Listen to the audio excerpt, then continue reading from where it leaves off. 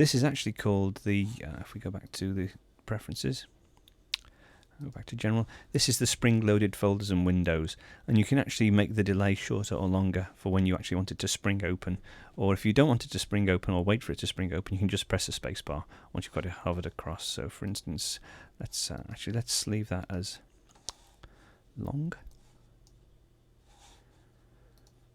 Okay, and let's throw back to our documents, MISC test, proposal text into Scratch. I just leave it and wait, so it takes a little while for it to open up. And let's just drop it in and take it back. So if we go back to MISC Docs, test. Now if I take it across, put it onto Scratch and then press spacebar, it opens straight away for me. So let's just change that preference back to medium. Some of the file handling options that we have within the Finder are all done through Control or right click. We can open the document with the associated application.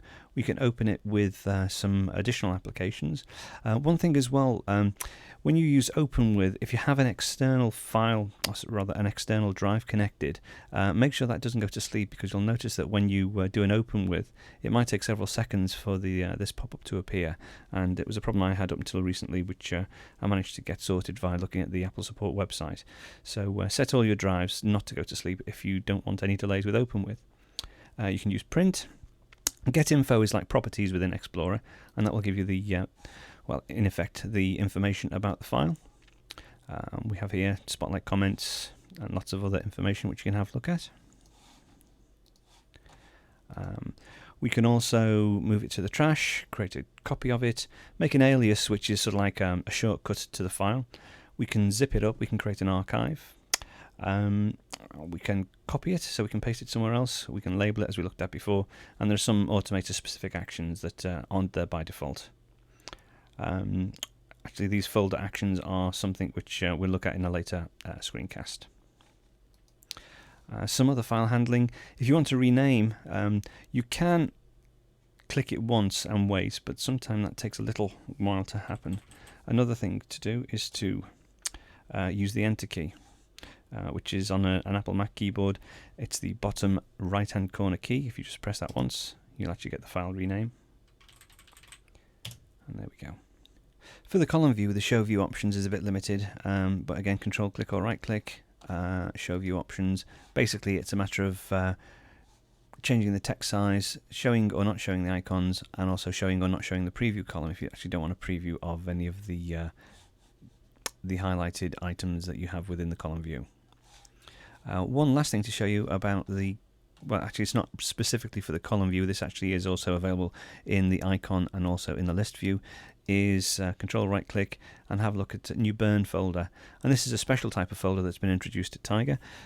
You can actually drag documents or media files into the burn folder. And if we have a look at the burn folder now, there's two items in there. If you put in a writable DVD or CDR and just click burn, you'll actually get a copy of the contents of that particular folder. And you'll notice these aren't real copies of the items. They're actually, if you can see by the small arrow, these are links or aliases of the original file. So you can actually delete them quite happily once you've burnt them, and delete your burn folder. Okay, so I hope you found that useful and informative. I suppose there's lots of other things to do with the Finder that I haven't covered, but hopefully that's enough to give you a good primer. So as usual, please send any comments or observations across to screencastsonline@gmail.com, or visit the website www.screencastsonline.com and leave any comments in the show notes. And also, you might want to keep an eye on the website over the next couple of days. I'll be announcing a new service for Screencasts Online, which I hope you'll find useful. That should be available in the next 2 or 3 days. So, anyway, thanks for your time, and I'll look forward to seeing you next time.